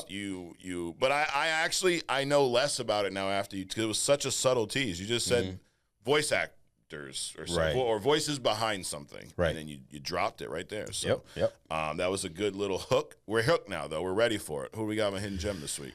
All right. So before I get into the Hidden Gem, I was flying this week and I saw a magazine cover. Okay. So I think Taylor Swift is trying to make some moves into the MCU or the DCU, right? So I think it's her magazine. It's called Taylor, or maybe it's because her whole name took over the whole thing, right? Yeah. But in it, she was singing on stage, and the outfit that she had on reminded me. I mean, as soon as I saw it, I'm like, wow, they have a live action Ivy. Batman. Okay. She had on this beautiful two-piece. Yeah. And the first thought I had was Ivy. Wow. So I think, she's throwing out some subliminals, I mean, she could be Dazzler. Yeah. Right? Yeah. And she could be Ivy. I mean, that puts her at a two-person limit. Wow. But it was surreal. But anyway, that's not the hidden gem. I was just throwing Taylor that out Swift's there. Your hidden gem now. No, not at all. Not at all. So this week's, I think a few weeks back, there was a challenge thrown out. Yeah. Find a character that's not DC or Marvel, right? Yep. As a hidden gem. Now, there's some backstory. So we're not going to do an Omega level mutant type of hidden gem because that doesn't exist outside of Marvel. Okay. The Omega level mutant thing does not exist anywhere but inside Marvel. It doesn't flow over to DC or any other place, right? Even though we have Omega level people, Omega level meaning their power is unlimited, right? But there's not that category, and you don't have mutants in outside of Marvel as well. Right. Okay. So this isn't going to be an Omega level mutant type character, but it's going to be someone outside of DC and very powerful. Okay. Now, the challenge was find somebody that's outside of Marvel, outside of DC. And I mean, when we discuss things in Only Comics, we're like an iceberg, right? We just hit what you see, what we discuss is just the tip. We got all this stuff that's underneath, right? And that's where this is coming from. So it's not really a challenge to me because there's other things that we get into, right? So this character is, and I've talked about him before, Invincible. Okay. Right? So Invincible came from, I forget the Image. Yeah. Image Comics, right? This is the cartoon? This is the cartoon animated. Matter of fact, I think they're produced by the same producers that bring out The Boys. Yeah, I think so. Right? On Amazon. So Invincible is, Mark Grayson. So a little backstory on him. So Vitramites. So it's kind of Superman-ish, right? So his father, Omega Man, came from this planet. Yeah. And they're so far in advance, they think that they're superior above everybody. Got it. But they are super strong regardless. There's no red sun, yellow sun, none of that stuff. And they're a warlike planet. They are technologically thousands of years or millions of years ahead of other races that they think that the way their ideas should be spread out across the universe, right? So, but in order to keep the prime even within themselves, they have wars amongst themselves, and they'll just wipe out thousands of them. So the strongest of them survive, right? So what they'll do is they'll send out people they'll send out a representative to a galaxy or universe or galaxy, and that person's job is to prepare that planet for this invasion. Okay. Right. So that's where his father comes into play. His father, Omega Man, right? He goes to Earth, and this dude is like Captain Kirk, right? He's like having sex with babies with everybody. So anyway, he comes to Earth, and he meets this human. They get married. They have a baby, which is Mark / Invincible. But he's preparing the Earth for this attack. Nobody knows this. Yeah. He's part of this team, like the Justice League, until one day he just wipes them out himself. He goes and he kills everybody because he doesn't want them in the way, right, for this attack. So in the process, the son, who is in high school, he's becoming, he's getting into his powers. He knows who his father is. Yeah. But they're just waiting for his powers to start developing and stuff. So eventually it does, and his father is teaching him how to use his powers. He still doesn't know that his father is this alien that's come. He knows he's from another planet, but he didn't know what his true nature was, right? So he comes in, and he's teaching his son how to do all this stuff. And ultimately, they do an investigation because there's a Men in Black shadow government piece that Omega Man is working with. They do this investigation to find out how the rest of this Justice League got killed. Got it. They eventually find out that it's Omega Man, and all this stuff comes out, and everybody's distraught and blah blah blah blah blah. But in the process, Mark becomes this. He goes through his Spider-Man phase. A costume. He needs a costume. He goes around. He's trying to figure out what powers he has, what the limits are, and so on and so forth. So he eventually develops on his own. He eventually has his own team. There's, the father is distraught because of what he did, the conflict with his son. Yeah. They actually get into a fight, beats him to a pulp. The father and son. The father and son. Omega Man. Oh, the father at this point, because the son doesn't even understand his powers at this point. I mean, beats this guy to a pulp, face all smashed in. It's like the boys. Blood, guts, teeth, all this kind of stuff. But so he's distraught, and he goes out into space and goes away. And then there's this recovery, and Mark, fully develops, and then he starts having his own adventures and stuff. So it's a real cool show. If you like the boys, you would like Invincible, right? Yeah. So this kid's power set. So Omega Man is basically Superman, right? Okay.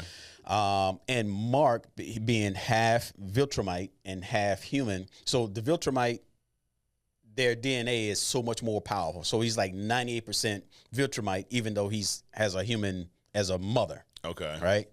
So ultimately, he's actually even stronger than his father. So the human part doesn't dilute the Viltrumite DNA. Yeah. So that combination actually makes him ultimately stronger than his father. So we don't know the true limit to his physical power, physical strength, but in at least one show, he's bench pressing 400 tons, right? Shit. So that puts him at Hulk level, Thor level, right?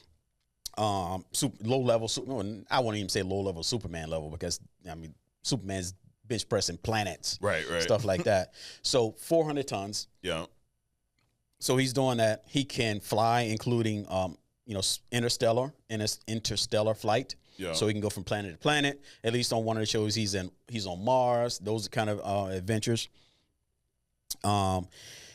He cannot live without oxygen. However, he can hold his breath for weeks at a time. So that allows him to do interstellar travel unaided, right? Super speed. So essentially, all the powers that Superman has, he has, minus the heat vision, X-ray vision, things like that. Okay. So he can fly super fast, super vulnerable. In one episode, he was going to disable a nuclear bomb, had his hand on it, the thing goes off, didn't even mess up his hair. Damn. So he's that level of guy. Yeah. So a very interesting character, a lot of good backstory. You can definitely compare him and his father to like the whole Superman thing. There's a General Zod level guy, Viltrumite, who's like the ultimate warrior kind of guy. So a lot of intricate stuff that's going on. But I like the show. I like the character, very good character development. He has like this Peter Parker stage where, he's high school, has a girlfriend, goes to college, can't deal with the superhero thing versus the college thing. So he has those teenage angst things that he has to deal with, which makes him very real, like, people can associate, which is why Spider-Man became so popular, right? Got it. So a lot of good stuff in this character. Now, when the challenge came down, my first thought was things like Lady Death. You got Spawn. Right. Even Shazam started out as not being a DC character. Oh, really? Yeah, he was in another comic and then got picked up by DC. So there's a lot of stuff out there, dude, that's outside of Marvel, DC. But Marvel and DC is mainstream, so that's kind of what we talk about. But this week's Hidden Gem, Invincible. Yeah. I think it's a pretty good character. Again, if you like The Boys, the show is kind of along the same lines. Very graphic. Not for your kids, things like that. So I've not seen Invincible yet. I think you just sold me, dude. I mean, you're not the only. I've been hearing from everyone. Watch this.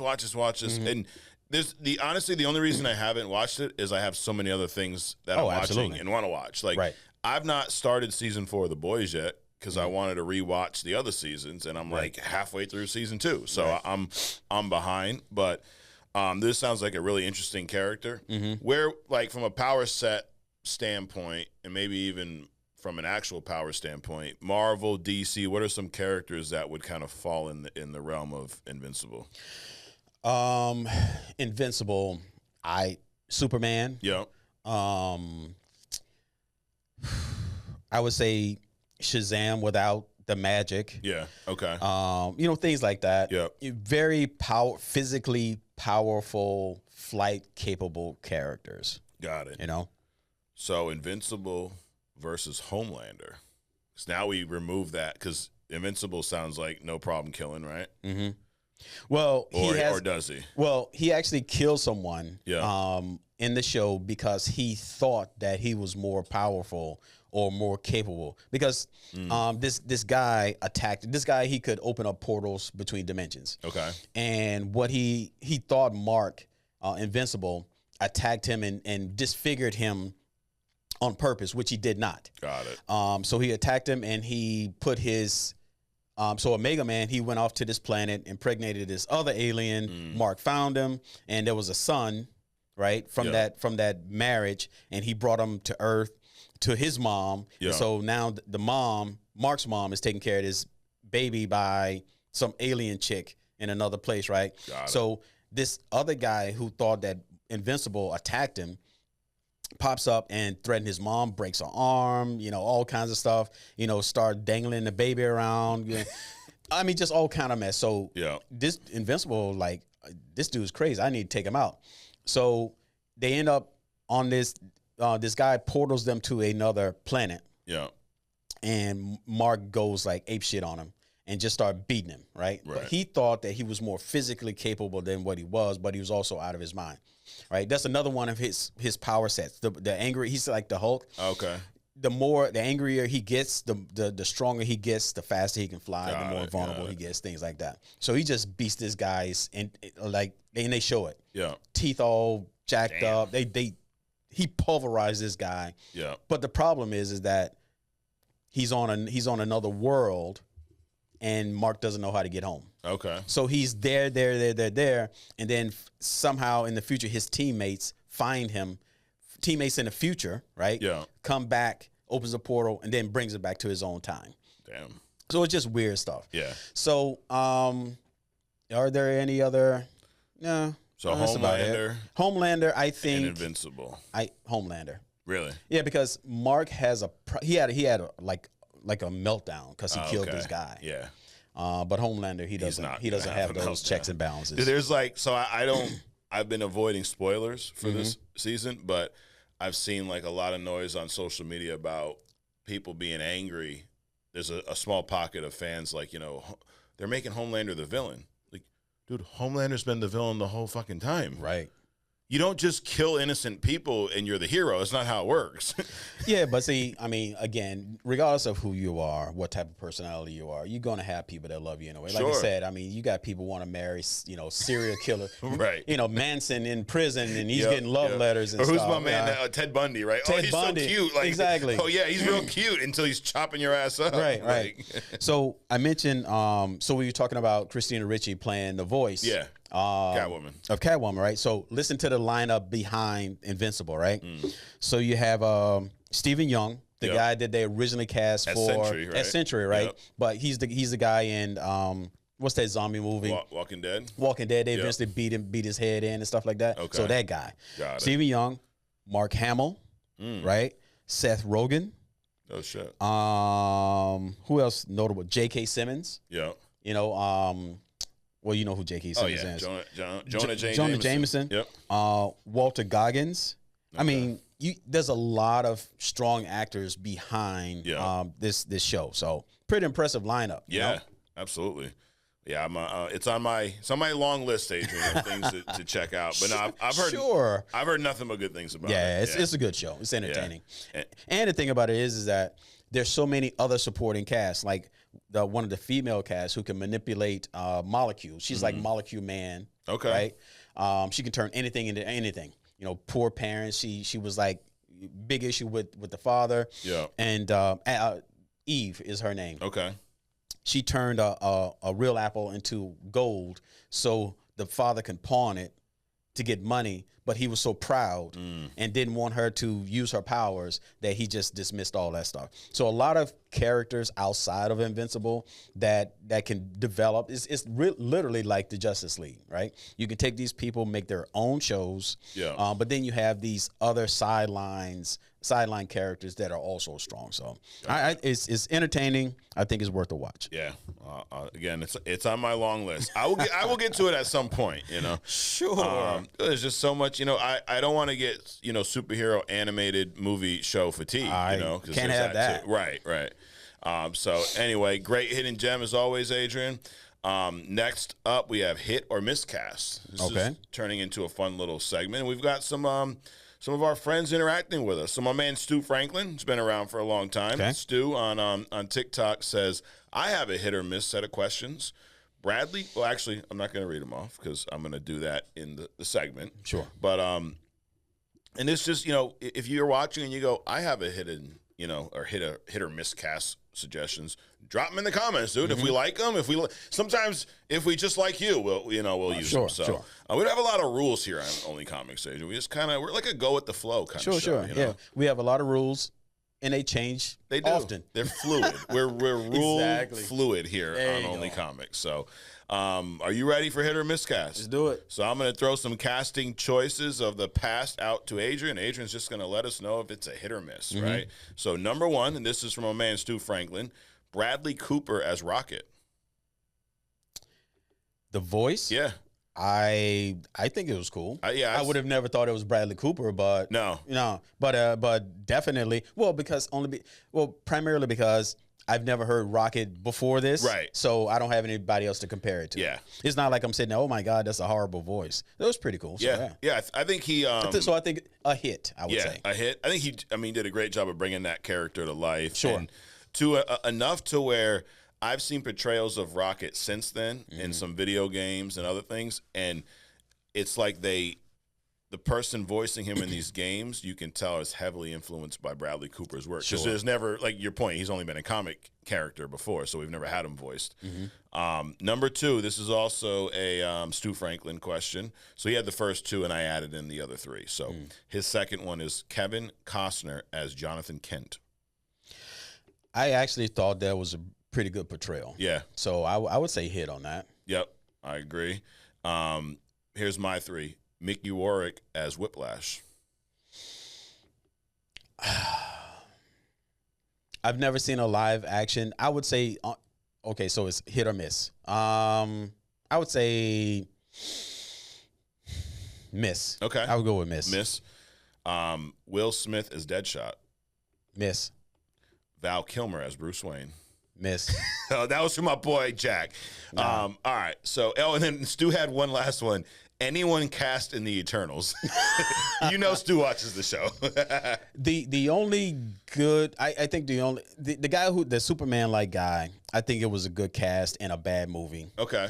In the speedster chick. Okay. I think that was a good cast. The guy that could shoot the little lightning bolts or the little balls or whatever. I mean, it was kind of like the hula hoop thing. Yeah. From for Havoc. I mean, you got to do all this crap you're dead. Just bang, you're dead. I mean, why you got to do all that stuff? So is it Kingo you're talking about, the Indian dude? Yeah. Yep. Okay. So you said Icarus is Icarus, I think is his name. He's a Superman type dude. Yeah, right. So he was good. Yeah, I think so. What about you got Cersei? That was Gemma Chan, the Asian girl. Yeah. What do you think about her character or that casting? I loved her in Rich Asians. Yeah. Honorable. For the character, I think she was good. Okay. I think the character portrayals in Eternals across the board were good. Okay. It was just a bad movie. Yeah. Yep. The other two that stood out because this at the time seemed like a big, deal. Salma Hayek as Ajak. I think that was a waste. Yeah. Having Salma Hayek in that, I think that was a waste. And if I'm not mistaken, that's a character that was a male in the comics. I think they, I believe, I could be wrong about it. There was one that they definitely changed the gender. And Angelina Jolie is Thena. Another waste. Yeah. It's almost like they brought those in. It's like they're gonna put Kevin Costner in this as Red Hulk. Where it's just Harrison Ford. Harrison Ford, not Kevin Costner. The Jonathan thing. They're gonna bring Harrison Ford in as the Red Hulk. I think that's a waste. Yeah. I think those characters had no depth. Like I know they were in the movie, but outside of like the ones you mentioned, the Icarus, the Superman-like character, right. I remember some moments with them. The Angelina Jolie and Salma Hayek, like what were they even doing in this movie? Well, Salma Hayek's character's job was to just get killed and send him on a rage, and Angelina Jolie's thing was to just get angry and not know who anybody was at the end. So a waste. They could have did that with anybody. Sure. Yep. Mickey Rourke as Whiplash. So you're a big Iron Man guy, right? Yep. So I'm assuming you know a lot about Whiplash. Do you like Whiplash as an Iron Man villain in the comics? I think he's a great Iron Man villain. He's to me, Whiplash to Iron Man is like the Green Goblin to Spider-Man. Okay, all right. Now you like or do you like Iron Man 2? That movie? It was a watch. Yep. Okay. It was not your favorite Iron Man movie. But the portrayal of Whiplash, you say miss. Now, it's weird. I'm not a big Iron Man comic fan. I became a fan of Iron Man through the MCU. Sure. So this was like I've seen the Whiplash character, but I didn't know enough about him to where I think you kind of said this like about Apocalypse versus Phoenix, right? Like I didn't know enough about Whiplash to see Mickey Rourke and go, that's not Whiplash. Right. But afterwards, I dug into him and realized, like, wow, that's not Whiplash from the comics at all. No. Did you like Mickey Rourke in that movie? Mickey Rourke? Rourke. How do you say his name? Rourke. Yeah, no, R's Rourke. Rourke.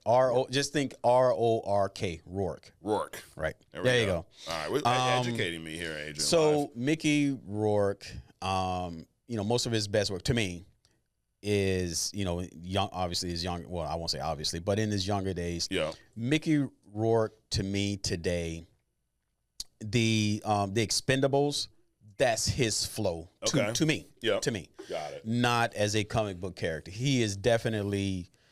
So Whiplash to me is like the Ballast, which is also another like villain in the comics, like an assassin type. Okay. So in Mickey Rourke to me, he's not that, and it also made him like this genius level guy. Blah blah blah blah blah.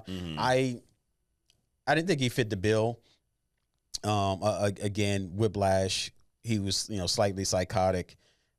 This guy just had an agenda. I think they could have cast pretty much anybody, some unknown as Whiplash, and still had the same outcome in this particular movie. Right. Yeah, I liked him as a villain. I thought it was I thought he did a good job of being a villain. Again, after knowing who Whiplash is, I'm like, that's definitely not that character. So they did to Whiplash what they did to Deadshot in Suicide Squad. Okay. So it's not the same character at all. Right. But if you don't know comics, you'll be like, whatever. And I think that's what happens a lot of times when they bring in people to direct and write these movies that were not fans of the comics. Right. Like, to them, it's not a big deal to change some things because they don't understand how big, that is a part of that character or whatnot. Like, just change this. Make this character that, like they did with the Mandarin. Just have this random guy be called, like, dude, why? That was just weird. Yeah, it was weird. Like, and it didn't need to be, And outside of things like that, they were good movies. It's just stupid, So anyway, well, there you have it.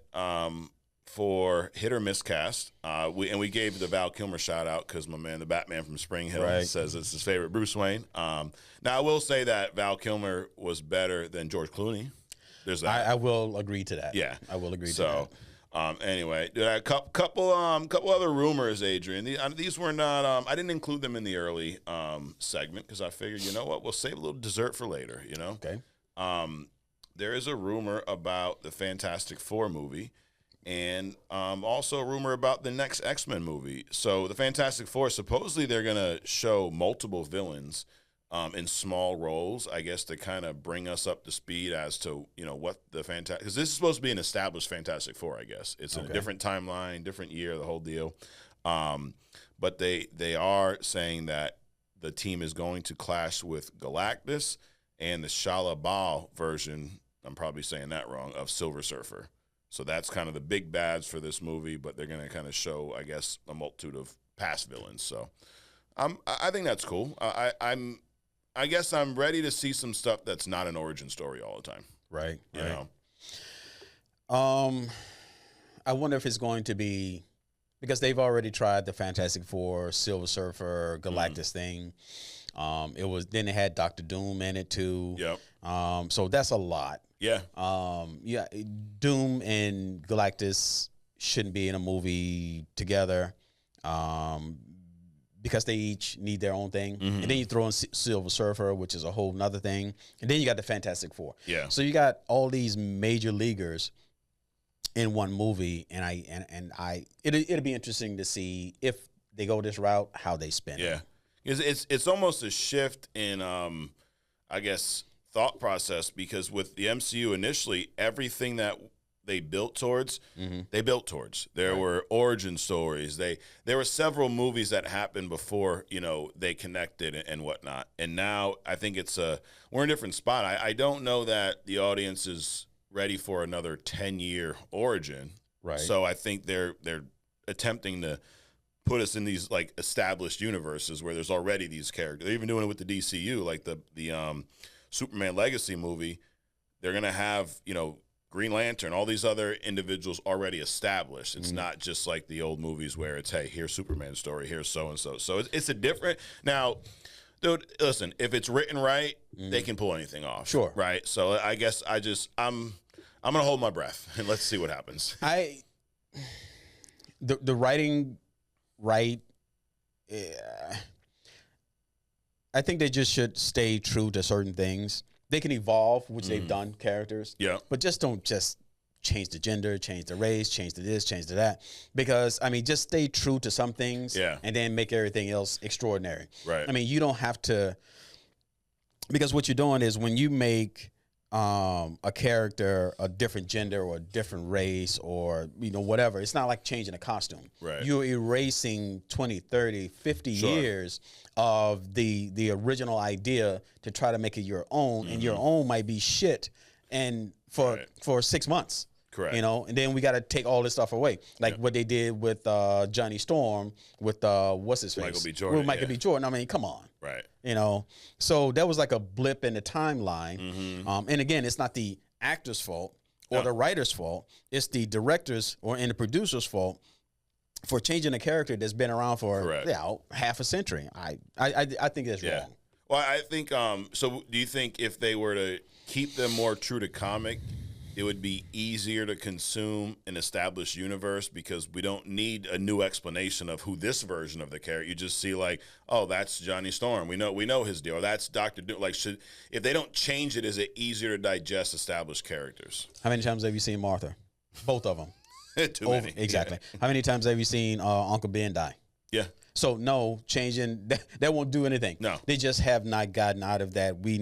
I need to, as the director, put my stamp on this character. I don't give a shit what happened to what anybody else in the past. Right. I'm just gonna make my own thing, and that's why they keep starting. Yeah. It has nothing to do with who they cast as the people. Everybody's trying to establish their own instead of trying to make a good story and moving this thing along. Right.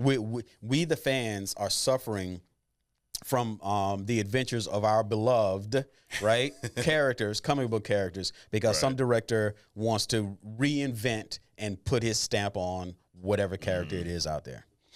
The other part of this rumor was the X-Men reboot, so the MCU version of the X-Men. Perfect example. Here we go. Another reboot. New X-Men movie, right? It's coming at some point.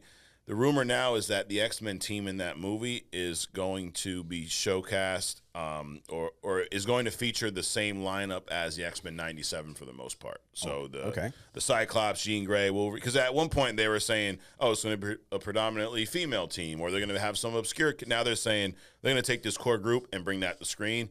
I hope that's what they do. Including Gambit.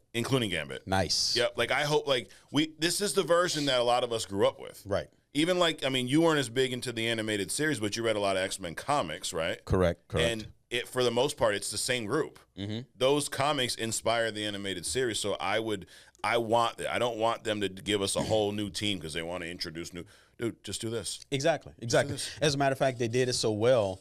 Gambit is new to me. I mean, I've heard the name. I've seen him, pop around a little bit. Rogue is definitely not new. She's been around throughout my readings. Yeah. But she was like a Kitty Pryde to me, like a side cast. Mm-hmm. But they have done such a good job with Gambit and Rogue in X-Men 97. I mean, I'm talking about, Iron Man, Rogue here, kind of thing. So, so they can do very powerful things as long as they don't distract you with all the changes that they're trying to make because of my pride or whatever. Yeah, absolutely. Yeah, just go with what works. And go with what works. And at one point there was a rumor that Wolverine wasn't going to be in the X-Men. I want him to be there. Sure. He can be, now maybe not as sidelined as he is in 97, right? But if you go back to the original animated series or even a lot of the comics, he wasn't the forefront. Mm-hmm. He was a very impactful member, very important member, but it was always, Cyclops was the leader. Yeah. You had Cyclops, Jean, Iceman, and Angel were the original X-Men. Yeah. Yep. And Beast. And Beast. Yep. And everybody else came later. Right. Wolverine was like the dog he is. He just kind of wandered into the yard. They, he, not too many fleas, so we'll keep him. Kind of. That goes back to Fox's one of the biggest ways that they dropped the ball with the X-Men series was they wanted to leverage stars, right? So they had in the first X-Men movie, Wolverine, he was a big part, but not the main focus. Mm-hmm. Then they realized how popular the character was. So then they made X-Men 2 where most of the story or one of the major subplots was Wolverine, his origin, how he got the adamantium. Then they made the X-Men Origins movie with Wolverine. Mm-hmm. Then they made Days of Future Past where Wolverine's like the main kid. It was way too... dude, I love Wolverine. Right. But he was never usually the main character. Right. He was a badass kind of supporting character. Exactly. Lone wolf. He was your backup. Yeah. Yep. And that's what I think in X-Men 97, they kind of overcorrected. They're like, dude, just stay there. Right. You're going to take Jean to the hospital. Bro, you're at a fight. You want Morph over Wolverine? Morph's amazing, but from what I've seen, probably. The way they were in this season. The way they portrayed Morph. Morph was pretty badass, dude. He definitely was. But I'm like, dude, I don't want Wolverine being the guy bringing Jean to the damn hospital. I want him on the battlefield. Exactly. So I guess and then they did the same thing with the Jennifer Lawrence, where they ruined that prequel trilogy because she was casted as Mystique. Mm-hmm. And then I think Hunger Games came out afterwards. Mm-hmm. So she blew up through Hunger Games, and they're like, oh, let's use her name. Let's make her the star. Then they make Mystique the hero, and they just ruined it. So I hope they pay attention to what happened with X-Men 97 and definitely use that to influence your live-action series. One more thing before we wrap this up with Agree to Disagree. We don't talk about Star Wars that much because I feel like Disney, and I said this on one of our early Agree to Disagree, Disney fucking ruined Star Wars, dude. It's not been the same since, Were you a Star Wars fan back in the day? Back in the day, not a fan. It was entertaining because that was the thing on the TV at the time. Got it. Star Wars, Star Trek, they weren't soap operas. Yeah. So to the young mind, they were fascinating. Okay. So that I look at Star Wars through that lens. Got it. But no way near, the level of fan you are as comics, No, Star Wars. no. So I was a big Star Wars guy for a while. I would say there was a time for me where Marvel and Star Wars were right there. Mm-hmm. And a lot of stuff they've had some good stuff. Mandalorian was good. But then there's just too many shows that no one's even asking, or at least I'm not asking for. Right. But Hayden Christensen, he played Anakin Skywalker in the prequel trilogies. Mm-hmm. Okay. When that became Darth Vader. He's also returned as Anakin /Darth Vader recently in a few of their shows. There's a rumor going around social media that he's being eyed to play the Batman in Batman the Brave and the Bold, which normally I don't really care about a lot of these things, but this one I really hope's not true. I don't see it as, but that's my own thing. Now, he mentioned Darth Vader versus Thanos. He said that, what was his exact words? Okay, so they asked him if, Vader would defeat the MCU's greatest villain, Thanos, and he says, obviously Vader, right? Vader beats everyone. What do you think about this? Darth Vader versus Thanos? I think that is disrespectful to have Vader and Thanos in the same sentence. Really? We'll leave it at that.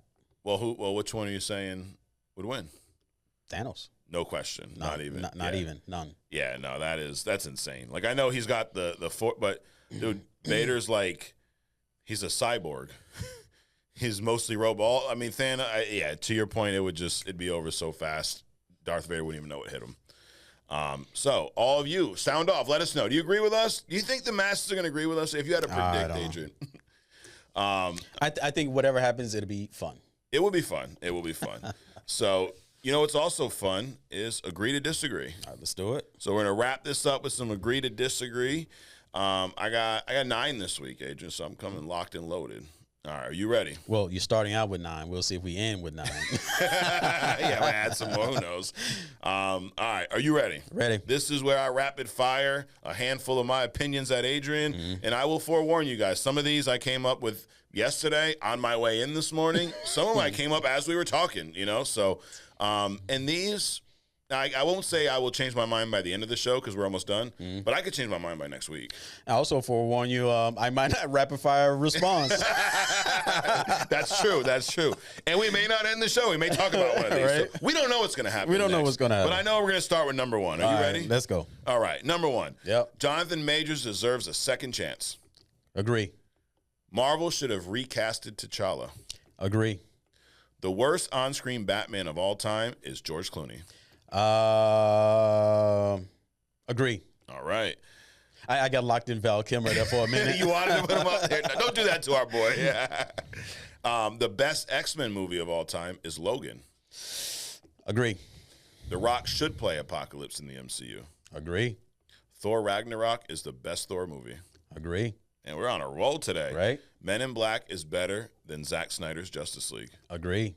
That one's not going to go over well if I had to predict. I don't care. Homelander has been the villain all along. Absolutely. And Agree. if you think otherwise, you need to get checked out. Right. Stop this podcast right now and go get checked. Change your weed ingredients or something. Yeah.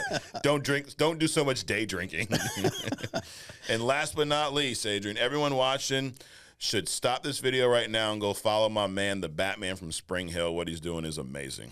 Absolutely. On following him and what he's doing is amazing. Agree. Absolutely. Do you agree? Across the board? Dude. Thumbs up across the board? Exactly. Another. Wow. And you won higher or lower this week. What's happening? Dude, What's I don't going know. on? It's because we started off from a positive. This is a positive episode. That's what it is. That's exactly what it is. Of these, so one thing, I think we hammered home Jonathan deserves a second chance. Everyone knows where we stand there. Marvel should have recasted T'Challa.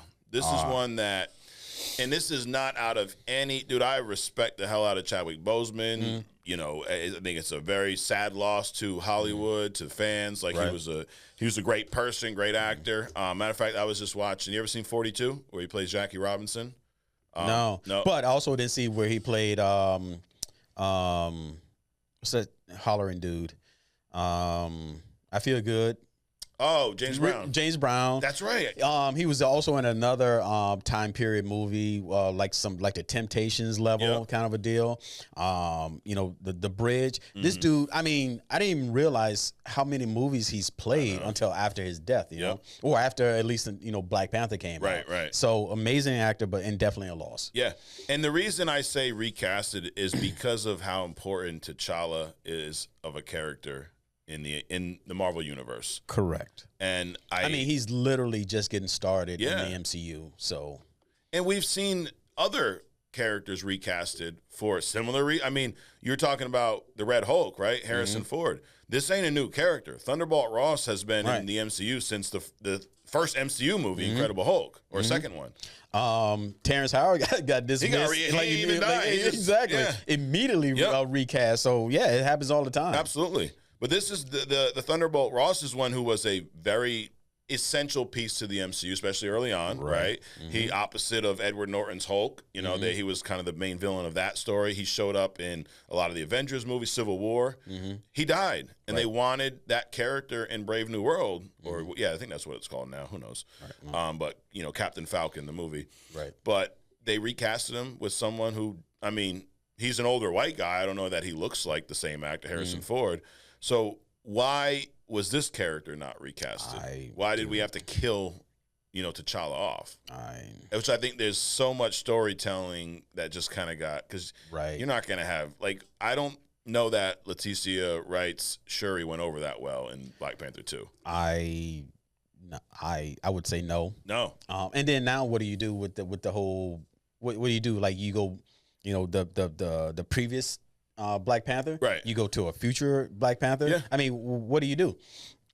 But at the very least, you're missing so much of the T'Challa storyline. Right. His interaction with Storm, right? His interaction with X-Men, his interaction with the Avengers. I mean, his own adventures. I mean, it's it's a travesty, dude. It is. It is too bad. So yeah, that's why it's nothing I do. I respect the hell out of everything Chadwick did. I think he did a great job in that role.